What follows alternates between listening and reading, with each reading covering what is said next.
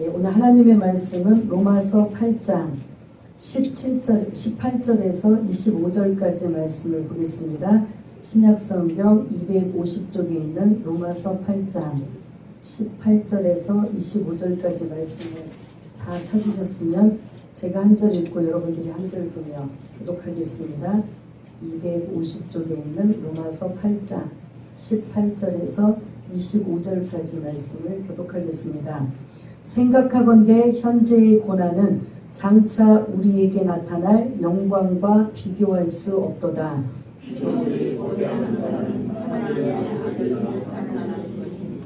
피조물이 허무한데 굴복하는 것은 자기 뜻이 아니요 오직 굴복하게 하시는 이로 말미암음이라.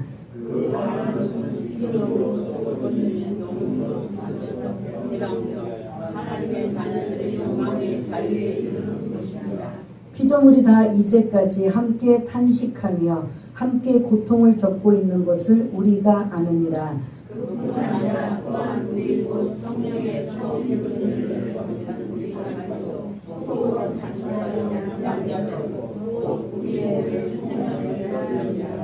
우리가 소망으로 구원을 얻었음에 보이는 소망이 소망이 아니니 보는 것을 누가 바라리요. 만일 우리가 보지 못하는 것을 바라면 참음으로 기다릴지니라. 아멘. 우리 앞뒤 좌우 사랑합니다. 축복합니다. 반갑습니다. 제가 조금 매끄럽지 못한 점 죄송합니다. 기도에 집중하다 보니까 제가 해야 할 일을 잊어버려갖고 매끄럽지 못했는데 죄송하고요. 오늘 제목이 뭐죠? 고난과 영광입니다. 오늘 18절에 있는 말씀을 보면 현재의 고난 그리고 장차 우리에게 나타날 영광, 이것은 지금 비교할 수 없도다라고 하면서 고난과 영광에 관한 말씀을 잠시 은혜를 나누려고 합니다. 사실 이 말씀은 우리가 지난주에 제목이 뭐였죠? 기억들 나시나요? 아빠, 아버지. 그 말씀을 드리면서 17절, 여러분들 이제 성경책을 펴고 계시니까 17절 우리 한번 읽어보겠습니다. 여러분 성경책을 17절 시작. 자녀이면 또한 상속자 곧 하나님의 상속자요 그리스도와 함께한 상속자니 우리가 그와 함께 영광을 받기 위하여 모두 함께 받아요? 근데 우리는 아니잖아요. 영광만 받기 원하지 고난을 받기 원하지 않고 고난이 오면 곧바로 하나님 앞에 바로 질문을 던지잖아요. 하나님 왜 이런 고난이 나에게 왔습니까? 하나님 왜 이런 고난이 우리에게 떨어졌습니까? 라고 하면서 믿음으로 잘 이겨내는 사람이 있는가 하면 믿음이 없는 사람들은 이 고난 때문에 예수님을 버리고 떠나는 사람들도 사실은 있다는 거죠. 그렇다면 아빠, 아버지라고 부를 수 있는 사실은 자격이 안 된다는 거죠. 일부 예배 때도 우리가 말씀을 드린 것처럼 여러분들 여기 계신 분들이 이제 소수의 학생들이지만 대부분은 부모님의 입장으로 앉아 계시는 분들이 대부분이기 때문에 여러분들의 가정이 생각지도 원치 않게 어려움이 찾아왔어요. 그럴 때 그럼 예를 들어서 아버지가 사업을 하셔서 전에는 좋은 차에 좋은 집에 좋은 음식에 좋은 옷을 입고 그렇게 살았는데 어느 날 갑자기 IMF로 아니면 이런저런 사업이 완전히 파산되어서 이제는 빚더미에 앉아서 도망가는 신세가 돼버리는 아버지, 그의 가족이 되었습니다. 그러다 보니까 집도 없고요, 먹을 것도 없고요, 학교 다니다가도 중단이 됐고요. 그런 자녀가 되었다면 여러분들 그때는 어떻게 하시겠습니까? 나 우리 부모 이제 안 할 거야. 예전에는 좋은 환경에서 좋은 곳에서 살았지만 이제 아버지가 파산이 되고 사업이 쫄딱 망해서 우리까지 이렇게 피해를 주니까 호적에서 내가 나가버릴 거야 라고 하는 게 맞아요? 틀려요? 네? 그럼 어떻게 해야 돼요? 그 아버지가 힘든 걸 자기가 뭘 해줄 수는 없지만 그냥 옆에서 함께 해주면 그게 가족인 거잖아요. 가족은 좋을 때도 가족이지만 안 좋을 때도 가족이에요. 그래서 우리가 인생을 살아가고 가정을 이루며 살아갈 때 좋은 때도 있지만 안 좋을 때도 있다는 겁니다. 그 안 좋은 때를 많은 사람들은 내가 싫다고 그리고 그런 안 좋은 상황을 나는 맞닥뜨리지 않겠다고 그 자녀들이 벗어나고 떠나고 한다면 이건 사실은 제대로 된 가정이 아닌 거지요. 힘들어도 좋은 상황도 어려워도 가족은 어떻게 해야 돼요? 함께 하는 거예요. 함께 기뻐하고 함께 슬퍼하고 함께 아파하는 게 가족인 걸 볼 수가 있습니다. 근데 우리가 지난주 뭐라고 불렀어요? 하나님을. 그러면 뭐예요? 가족이에요. 영적인 가족이에요. 하나님을 우리가 예수님처럼 아빠 아버지라고 부를 수 있는 은혜와 특권을 준 게 이게 얼마나 귀하고 소중한지 모릅니다. 그래서 우리는 그 하나님 앞에 기도하고 그 하나님 앞에 도움을 요청하고 그래서 그 하나님으로부터 많은 복을 받는 것, 이게 우리는 사실은 당연해요. 근데 문제는 고난도 함께 받아야 된다는 거죠. 아빠 아버지라고 불리는 그 하나님의 자녀들이 예수 믿는 것 때문에 핍박을 당하고 고난을 당하고 불이익을 당하고 직장에서는 예수 믿는 것 때문에 술자리에 술을 안 마시고 그리고 또 그런 유흥의 자리에 가지 않고 또 이런저런 많은 사회생활을 하면서 나는 예수 믿는 사람이기 때문에 구별되고 거룩하게 살기 위해서 세상 사람들에게 그런 손가락을 받고 무시를 당하고 왕따를 당해도 그건 고난이 들어가는 거죠. 그것 때문에 내가 예수 못 믿겠습니다. 내가 직장생활을 해보니까 예수 믿는 것 때문에 내가 불이익을 이만저만 받는 거 아니기 때문에 하나님 나 아빠 아버지 이제 포기하고 예수를 안 믿겠습니다 라고 한다면 이게 가족이에요 아니에요? 아닌 거죠.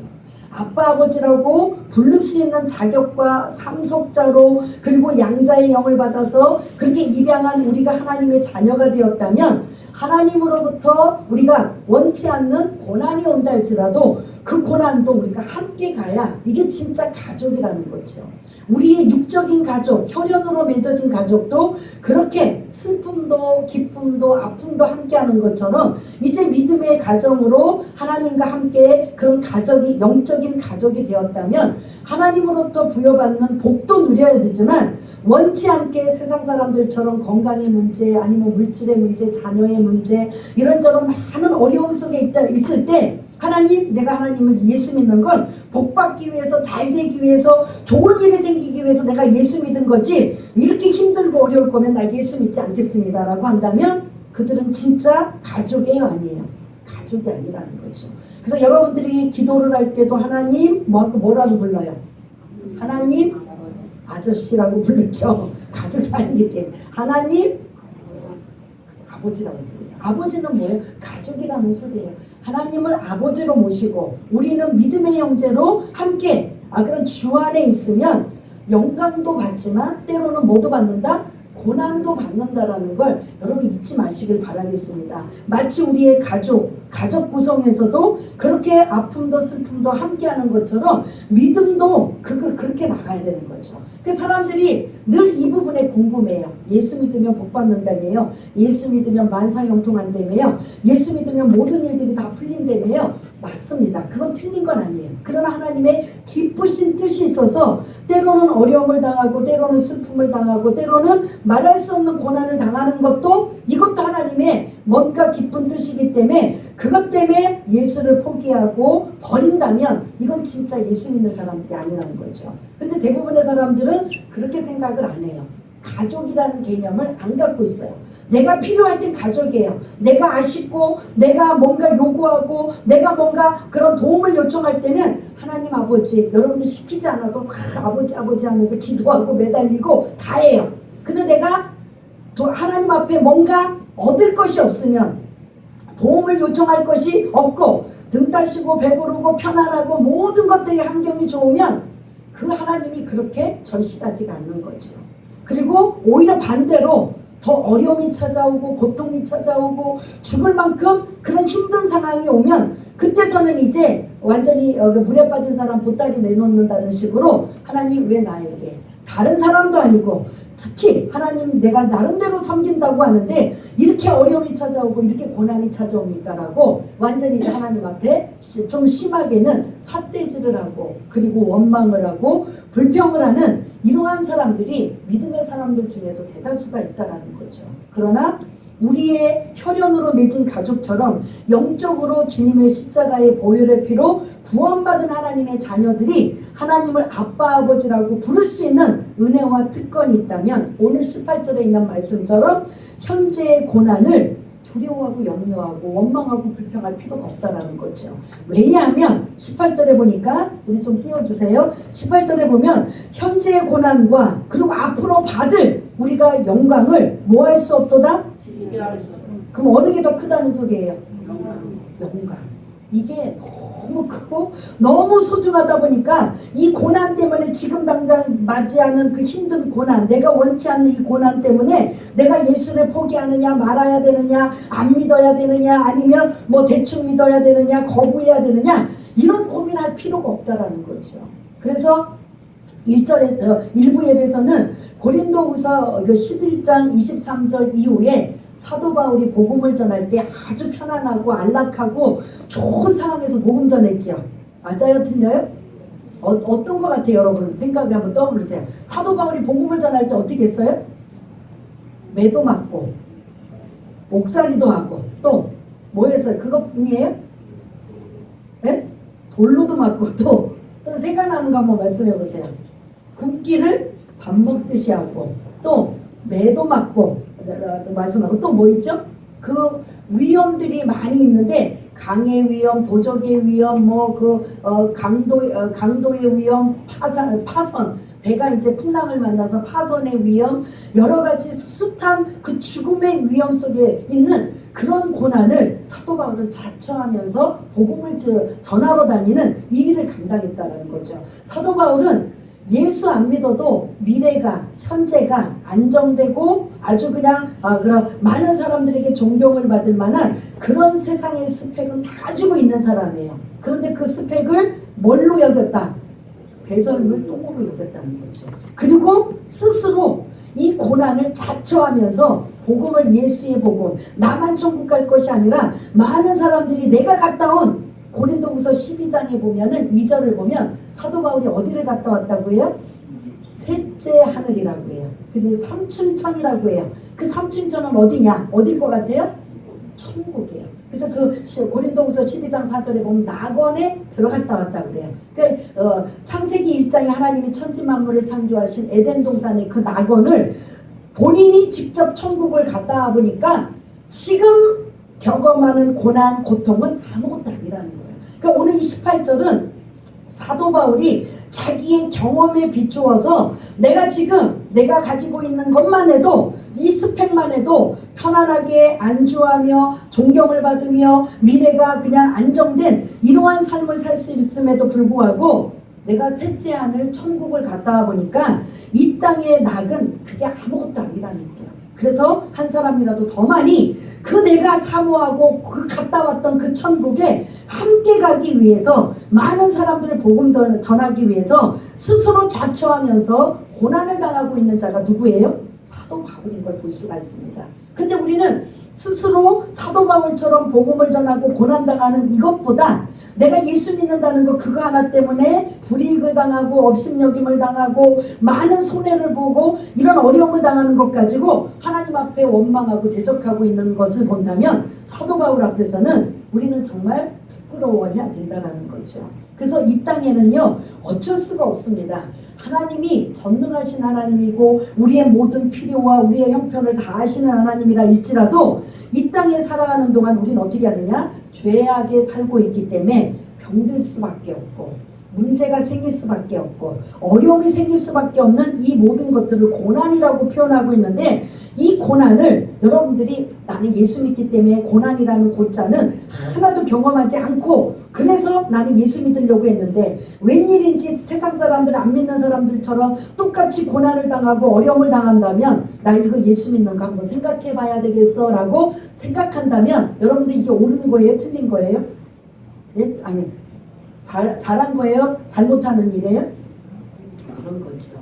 내가 예수님 때문에 고난을 받을 수 있다는 자격은 이건 오히려 감사해야 된다는 거죠. 근데 우리는 고난이라는 이 단어 자체를 싫어해요. 그래서 경험하고 싶지 않고 느껴보고 싶지도 않고 이 단어 자체가 나의 삶 속에 안 개입했으면 하는 생각이 들지만 진짜 여러분들이 깊은 신앙, 믿음의 정말 깊은 단계까지 가고 정말 주님을 사랑한다고 여러분들이 고백한다면 이 땅에서 어느 누구도 자이든 타이든 고난은 있다는 걸 잊지 마시길 바라겠습니다. 그래서 그 고난 때문에 신앙을 포기해야 되고 예수를 안 믿어야 되고 그래서 신앙생활에서 중단해야 되고 한다면 이거는 사실은 믿음이 없는 사람이라고 볼 수가 있는 거죠. 그래서 이 18절에 있는 말씀, 사도 바울이 내가 셋째 하늘 삼층천 천국에 갔다 와 보니까 그곳은 정말 이 땅에 어떤 고난도 비교할 수 없을 만한 영광이 기다리고 있다는 거죠. 그렇다면 지금 우리가 이 땅에 살아가는 이 삶 속에서 고난이 온다 할 때 그때 여러분들은 원망하고 불평하지 마시고 오늘 28절에 있는 말씀을 묵상하시기를 바라겠습니다.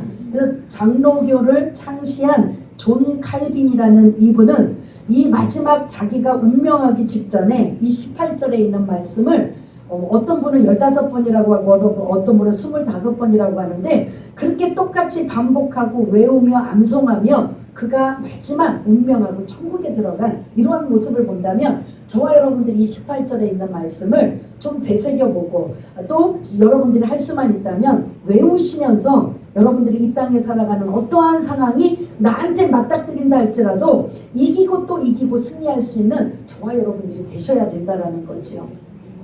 그래서 고난은 예수 믿으면 없다. 그건 사실은 거짓말이에요. 처음에 예수 믿기 위해서 많은 사람들이 문제를 가지고 있을 때 여러분들이 예수 믿으면 하나님이 해결해 주십니다. 응답해 주십니다. 틀려요? 맞아요? 맞아요. 맞지만 뭔가 하나님의 기쁘신 뜻이 있어서 각자의 고난과 고통은 다 있다라는 거예요. 근데 그 문제 앞에서 여러분들이 해결을 받지 못하고 그 문제 앞에서 주저앉아버리고 그 문제 앞에서 낙심하고 좌절한다면 오늘 28절에 있는 말씀을 다시 한번 기억하면서 내가 원치 않는 건강이나 원치 않는 물질이나 원치 않는 자녀의 속썩임과 원치 않는 많은 문제들 그것을 한마디로 고난이라고 한다면 그런 고난이 나에게 왜 왔는가? 왜 찾아왔는가? 내가 아무리 나를 돌아보고 신앙을 점검해 보아도 내가 하나님 앞에 그렇게 잘못한 것이 없는 것 같고 그렇게 특별히 걸리는 게 없는 것 같은데 왜 나에게 이런 고난이 찾아왔을까 하고 여기 계신 분들 중에 한 번씩은 다 고민하고 갈등해 본 사람들이 아마 있지 않을까 싶습니다. 그러나 이런 모든 것들을 합쳐서 내가 스스로 죄를 지어서 지는 고난은 여기에 해당이 안 되는 거고 정말 예수님 믿는 것 때문에 불이익을 당하고 고난당하는 것 그리고 나름대로 신앙생활 하는데도 여전히 세상 사람들처럼 어려움을 당하고 있는 고난이 있다면 오늘 28절에 있는 말씀으로 위로를 삼으시고 다시 힘을 얻으시는 저와 여러분 되시길 바라겠습니다. 왜냐하면 이 땅은 죄악의 세상이기 때문에 고난이라는 건 없을 수가 없어요. 그러다 보니까 뭐와 비교하느냐 앞으로 우리가 가야 될 것 주님을 만나야 될 것 천국 그러한 전반적인 모든 것들 장차 우리에게 나타날 영광과 뭐 할 수 없다고요? 비교할 수 없다라는 거죠. 여기 계신 분들이 저를 비롯해서 정말 주님을 만나고 다 셋째 하늘을 갔다 왔다면 이런 표현을 할 필요가 없는 거죠. 내가 스스로 고난을 자초하겠습니다. 사도 바울처럼 복음을 전하면서 고린도후서 11장 23절 이하에 나타나는 수많은 고통과 어려움 이 고난을 자초하면서도 어떻게 하면 많은 영혼들을 주께로 인도하여 이 장차 우리가 나타날 그 영광에 함께 대열에 참여할까 그것 때문에 스스로 고난을 자초한 사람이 누구예요? 사도 바울이라는 거죠. 그래서 내가 원해서 맞닥뜨린 고난도 있고 생각지도 못하는 고난들이 있다면 여러분들이 오늘 28절에 있는 말씀으로 그래 내가 특별히 죄 때문에 고난이 아닌 신앙생활 하다가 만나는 맞닥뜨리는 고난이 있다면 장차 우리에게 나타날 영광과 비교할 수 없기 때문에 이기고 또 이기리라 믿음을 지키리라 라고 여러분 승리하며 나가시는 저와 여러분 모두가 다 되시기를 바라겠습니다. 그러면서 그 장차 영광을 기대하고 사모하는 누가 또 등장하냐면 19절부터 23절까지 누가 등장해요? 첫 문장이 뭐예요? 피조물이 뭐죠? 하나님이 창조하신 모든 자연 만물이에요. 이 피조물이 고대한대요. 19절에 보니까 피조물이 지금 바라고 소원한대요. 그 누구를 지금 소원하고 있어요? 19절에 보니까 하나님의 아들들이 나타나는 것. 하나님의 아들들은 누구예요? 누굴 것 같아요? 아빠 아버지라고 부르는 저와 여러분 우리들이에요. 그러면 피조물이 지금 고대하고 소망하는 건 이렇게 믿음의 사람들이 많이 나타나는 게 소원이라는 거예요. 그리고 이제 조금 20절에 보면 피조물이 이렇게 뭔가 하나님의 아들들이 나타나지 않다 보니까 허무한데 굴복하는 이러한 것을 볼 수가 있는데 이건 자기 뜻이 아니고 오직 굴복하게 하시는 이로 말미암음이라. 그리고 21절에 보면 피조물도 썩어짐의 종로로 타고 있다. 그래서 거기서 해방되기를 원한다. 22절에 보면 피조물도 함께 뭐한다? 탄식한다. 또 하나 어떤 단어가 또 나오죠? 함께 고통을 겪고 있다. 자연 만물이 누구 때문에 탄식하며 고통을 겪고 있다. 이건 이제 다시 창세기로 들어가야 돼요. 창세기에 하나님께서 6일 동안 모든 천지 만물을 창조하셨어요. 그래서 6일 동안 창조된 모든 것들이 피조물이라고 볼 수가 있어요. 그리고 마지막으로 하나님이 흙으로 인간을 빚으셔서 아담을 만드셨잖아요. 그 아담에게 생기를 부어주시고 그리고 모든 자연 만물을 누구에게 맡기셨어요? 자연 만물을 관리하라. 누구에게? 아담에게. 하나님이 직접 관리해요? 아니에요. 아담에게 관리하라. 이건 어디서 들은 소리, 제가 그냥 드리는 게 아니라 창세기에 나오는 말씀이에요. 아담에게 모든 자연을 생육하고 번성이고 다스리고 충만하라 라고 자연을 관리할 수 있는 관리자로 인간에게 이러한 역할을 주신 거예요. 근데 문제는 자연을 관리할 만한 이 인간 아담이 뭐를 했어요? 뭐를 저질렀어요? 죄를 저지르고 타락하다 보니까 이 자연을 관리할 만한 자격이 안 되는 거예요. 왜냐? 자기가 그 자연을 관리하다가 죄 때문에 타락하여서 에덴 동산에서 추방되고 그래서 하나님 앞에 저주를 받잖아요. 그러면서 함께 땅도 뭐를 받았다? 지금 제가 먼저 말씀드린 것처럼 뭘 받았어요? 저주. 우리 한번 그런지 안 그런지 성경을 아시는 분들은 아시지만 창세기 3장 여러분들이 맨 앞에 있는 창세기 3장 한번 보겠습니다. 왜냐하면 한번 봐야 이 피조물이 왜 탄식하고 고통하고 있는지를 설명을 드릴 수 있기 때문입니다. 창세기 3장 다 찾으셨나요? 예, 창세기 3장 17절 17절 한번 우리 다 찾으셨으면 함께 읽겠습니다. 시작. 아담에게 이르시되 네가 네 아내의 말을 듣고 내가 너에게 먹지 말란 나무의 열매를 먹었은즉 땅은 너로 말미암아 누구 때문에요? 아담으로 말미암아 저주를 받고 너는 내 평생에 수고하여야 그 소산을 먹으리라. 아멘. 지금 땅은 아무 죄도 없는데 누구 때문에 뭐를 받았어요? 저주를 받은 거예요. 그래서 이 죄 때문에 피조물까지도 저주를 받고 그래서 그것이 오늘 본문 22절에 보면 함께 탄식하고 함께 고통을 누가 겪고 있어요? 피조물도 겪고 있다는 거죠. 근데 이 피조물이 해방되고 회복이 되고 자유함, 탄식과 고통에서 자유함을 얻을 수 있는 건 19절에 누가 많이 나타나야 돼요? 예? 누가 많이 나타나야 돼요? 19절. 그 누구라고 말씀드렸어요? 우리처럼 믿음의 사람들이 많이 나타나야 이 죄악에서 피조물까지도 신음하고 탄식하고 고통하고 있는 이들도 해방되고 자유케 되는 일은 믿음의 사람들이 많이 나타나야 이렇게 된다라는 거죠. 하나의 예를 들자면 우리 북한과 남한이 모를 심고 논농사를 하면 똑같은 하나님이 햇빛을 주시고 비를 주시고 똑같은 공기와 똑같은 우리는 38선이라는 선만 하나 그었을 뿐이지 남한과 북한이 특별히 멀어요? 거리가? 예? 제가 알기로는 그 38선 근처에 우리 그 남한 쪽에 그 철원 쪽에 쌀이 어때요? 엄청 맛있고 경기미보다도 더 좋은 그런 쌀이에요. 그러면 그 선만 넘으면 어디가 나와요? 북한이 나와요. 근데 북한 북한과 남한이 그런 논농사를 짓고 나면 출하량이 어떻게 돼요? 북한이 더 많아? 풍년이에요? 남한이 풍년이에요? 왜 그런 거예요? 우리는 농사가 특별히 뭐 달라요? 농사법이? 어떤 것 같아요? 똑같은 4월, 5월쯤에 모를 심고 그 다음에 이제 가을에 추수를 하는데 또 선만 하나 그었을 뿐이지 남한과 북한이 살이 붙어 있고 같은 땅이란 말이에요. 그런데 왜 북한은 그렇게 뭐 좋은 음식 이런 것보다 밥이라도 굶지 않도록 그런 쌀농사를 짓고 있는데 풍년이에요, 흉년이에요? 흉년이고 우리나라는 이제 너무 쌀이 남아 돌아가니까 농사를 적게 지는데도 짓기만 하면 뭐다? 왜 그런 것 같아요? 네? 오늘 지금 피조물의 탄식과 고통이라면 하나님의 아들들이 뭐가 많은 곳에 복이 임해요? 예수 믿는 저와 여러분들 남쪽과 북쪽이 뭐가 이유가 있을 것 같아요?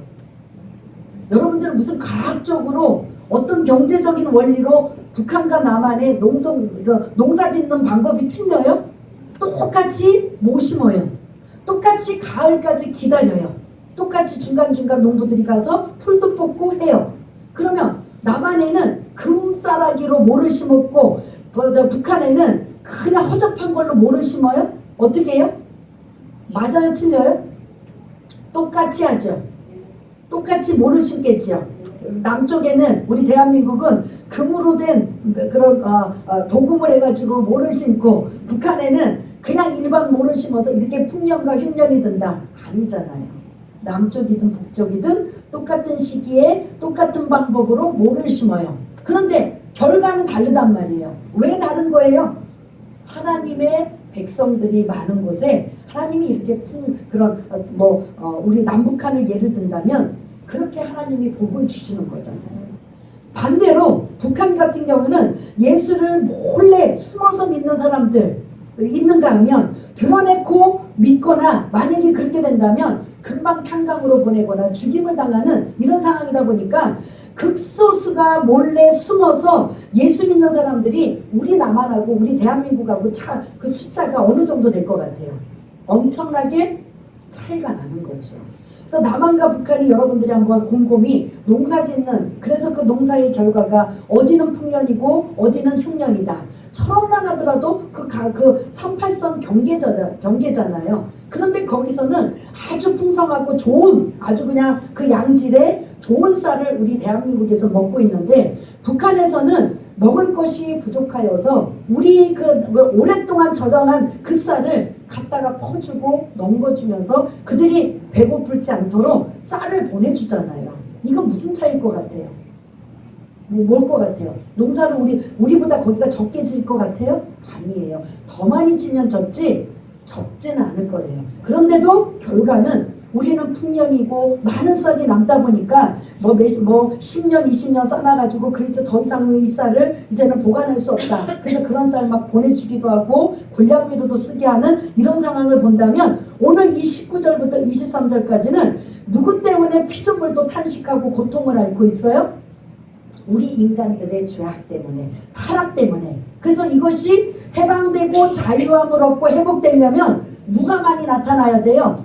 예수 믿는 사람들이 많이 나타나야 이 피조물도 그런 해방되고 그런 자유함을 얻고 회복될 수 있다는 거죠. 이해가 되십니까? 그러다 보니까 이렇게 인간들, 우리 예수 믿는 사람들이 당하는 이 고난이 앞으로 맞이할 영광과 비교할 수 없는데 그 영광을 기다리고 있는 우리 예수 믿는 사람뿐만 아니라 누구도 기다리고 있어요? 피조물도 기다린다는 거죠. 모든 자연 만물. 그래서 인간이 죄악으로 말미암아 자연도 신음하고 자연도 고통을 당하고 그래서 과학이 발달되고 과학의 문명으로 사실은 자연들이 더 많이 뭐가 돼요? 과학이 발달돼서 자동차가 많이 생기다 보니까 자동차의 매연으로 아니면은 냉장고나 이런 프리온가스나 이런 걸로 자연이 뭐하고 있어요? 고통을 당하고 있잖아요.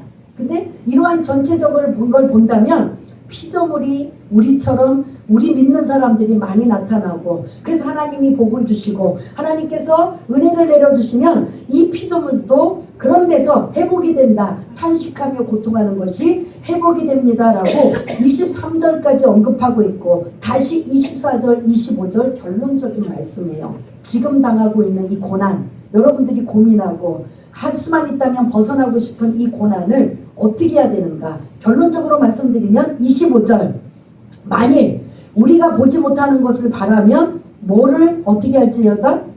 참음으로 기다릴지니라. 현재 우리의 고난을 감당할 수가 없고 이길 수가 없고 넘을 수는 없지만, 그래도 앞으로 우리가 바라는 영광과 비교할 수 없기 때문에 참고 기다리며 이 고난을 이겨내야 됩니다 라고, 이걸 지금 사도 바울이 언급하고 있는 걸 볼 수가 있습니다. 그러면서 24절에 보면 우리가 구원을 뭘로 얻어요?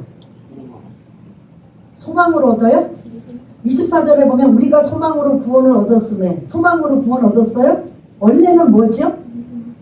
믿음으로 구원을 얻었잖아요. 그죠? 그런데 오늘 이 사도 바울은 이제 우리가 이 고난을 이기고 그런 승리하기 위해서는 소망을 갖기 위해서 믿음과 소망을 같은 의미로 지금 썼습니다. 그래서 24절 소망이라는 단어에 믿음으로 단어를 교체해서 우리 한번 24절을 읽어보겠습니다. 시작. 우리가 믿음으로 구원을 얻었음에 보이는 믿음이 아니니 보는 것을 누가 바라리요. 다시 한번 이제 소망으로 바꾸겠습니다. 시작.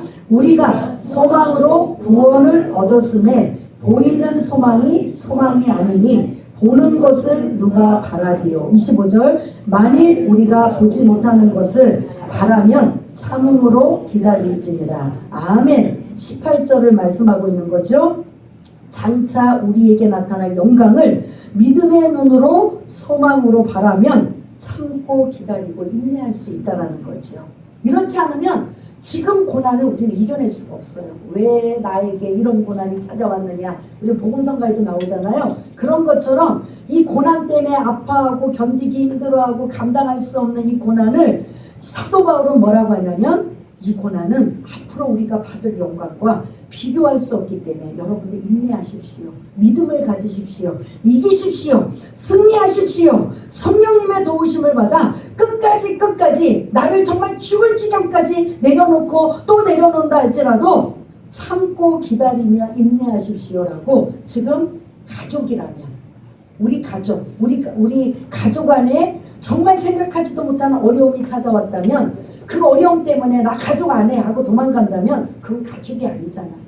아빠 아버지라고 부를 수 있는 영적인 가족, 하나님을 아버지라고, 그리고 우리가 믿음의 형제로 영적인 가족으로 이런 십자가의 보혈의 피 공로 의지하여 예수님 때문에 가족이 되었다면, 현재 우리가 당하는 이 고난 때문에 포기하고 낙심하고 좌절하고 예수를 버리는 게 아니라 더 그 안에서 참고 기다리고 인내하며 성령님의 도우심을 받아 승리하고 또 승리하며 반드시 우리가 장차 앞으로 받을 뭐를 받는다고요? 영광을 비교할 수 없다라는 거죠. 근데 대부분은 이 선까지 못 가고 대부분 포기한다면 지금까지 예수 믿은 게 아무 의미가 없는 거예요. 그래서 여러분들 지금 힘들고 어려운 상황을 만나고 있으니까 앞으로 장차 우리에게 나타날 영광과 비교할 수 없다라는 이 말씀, 왜냐? 사도 바울이 그냥 던지는 말이 아니에요.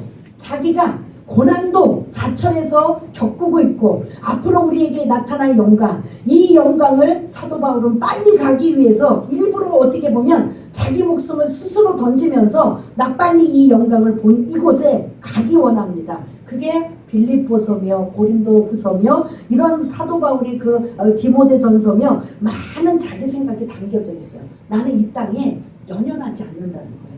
뭐가 믿는 구석이 있기 때문에. 어디를 가봤기 때문에? 천국의 이 영광을 보았기 때문에 나는 빨리 한순간이라도 여기를 가고 싶다라는 거예요. 이곳에 함께하고 싶은, 그래서 나에게 하나님께서 기회를 준 이 땅의 시간을 스스로 내가 고난을 자처하며 많은 영혼들을 주께로 인도하는 이 영광의 대열에 함께 가기 위해서 나는 고난을 자처하고 있습니다 라고 하는 사도 바울의 이런 의도라면, 우리는 이렇게까지는 아니어도 내게 당하고 있는 고난과 어려움이 있다 할지라도 여러분 낙심하고 좌절하지 마시고 참고 기다리고 인내하시면서 더 멀리 높게 바라볼 수 있는 저와 여러분 되시길 바라겠습니다. 독수리가 새끼를 낳으면 어떻게 한다 그랬죠? 어떻게 해요? 높은 곳에 떨어뜨려요. 그러면 막 죽을 것 같다고 막 정말 이 자신이 없는 새끼 같으면 그 독수리가 어떻게 해요? 밑에 와서 받쳐는 주지만 위에서 계속 떨어뜨리면 그 새끼 독수리가 뭐예요? 그 날개짓을 막 해서 어떻게 살라고 버둥버둥 그 훈련을 계속 시키잖아요. 지금 우리가 이 땅에 그런 훈련을 지금 받아야 돼요. 자꾸 살아가는 방법. 그렇다고 해서 그거를 뭐 그냥 기교를 부리라는 게 아니라 하나 참고 기다리고 인내하며 하나님의 말씀으로 무장되어서 그리고 앞으로 기다릴 그 영광 그것을 사모하며 이기고 또 이기시면서 지금 여러분들 고난을 당한다. 그러면 독수리 아버지가 새끼 독수리를 그냥 그 창공에서 떨어뜨려서 어떻게든 살게 만드는 일. 그래서 새 중에 가장 왕의 새가 뭐예요? 독수리잖아요.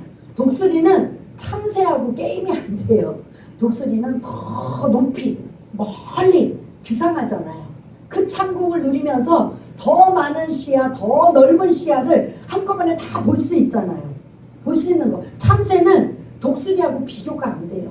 저와 여러분들이 그런 독수리처럼 날개치며 올라가는 비상하는 그러한 영적인 분들이 다 되시길 바라겠습니다. 그래서 이 땅의 현재의 고난 아무것도 아니야. 사도 바울처럼 오히려 앞으로 장차받을 영광 비교할 수 없어. 그래서 그것 때문에 기죽거나 낙심하거나 좌절하거나 염려하거나 근심하지 마시고 오히려 야 내가 지금 독수리가 새끼를 떨어뜨리는 것처럼 나를 그렇게 떨어뜨리고 있구나. 그럼 우리는 뭐만 하면 돼요? 날개짓 하면서 살아가야 해요. 그러다가 정말 죽을 것 같으면 누가 받쳐줘요? 하나님이 받쳐줘요. 그 독수리 아비가 받쳐주고 있는 것처럼 우리도 받쳐준다는 거죠. 그래서 진짜 우리가 고난에 막 헤어나지도 못해서 거기에 그냥 아무것도 못 보는 게 아니라 그 고난 너머에 독수리처럼 비상하며 멀리 높게 바라볼 수 있는 저와 여러분 되시기를 바라겠습니다. 우리 한번 반주에 맞춰서 한번 이 말씀을 붙잡고 내게 있는 그 현재 고난을 어떤 식으로 이겨낼 것인가. 사도 바울이 말씀했던 이 18절에 있는 말씀을 묵상하며 이기고 또 이길 수 있도록 고난 뒤에 반드시 영광이 있음을 잊지 마시고 우리 한번 같이 반주에 맞춰서 기도하는 시간을 한번 갖겠습니다. 다 같이 기도하겠습니다. 할렐루야. 하나님 아버지 우리가 예수 믿고 복 받는 것에만 치우치고 좋은 일만 있는 것으로만 치우쳐 있다면 우리가 다시 한번 생각해 볼 수 있는 우리 모두가 될 수 있도록 주님 도와주시기 원합니다. 사도 바울의 28절에 있는 말씀 현재 당하는 고난 현재 우리의 아버지 하나님 원치 않는 고난이 있다 할지라도 이 고난 때문에 우리 신앙이 포기하고 낙심하고 좌절한다면 이거보다 더 어리석은 일이 어디 있습니까?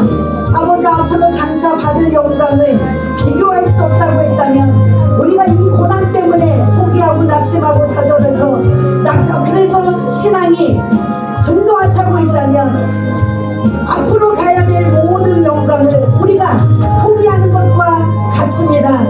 하나님 아버지 오늘 이 말씀처럼 우리가 고난을 당하고 있다면 독수리가 자기 새끼를 떨어뜨려서 그 새끼가 그 고난을 이겨 멀리 비상하며 아버지 높게 멀리 날아 오르는 것처럼 우리를 그렇게 훈련시킨다라는 생각을 가지고 참고 기다리며 참고 인내하며 믿음을 가지고 말씀 붙잡고 승리하며 나갈 수 있는 우리 모두가 되게 하여 주옵소서.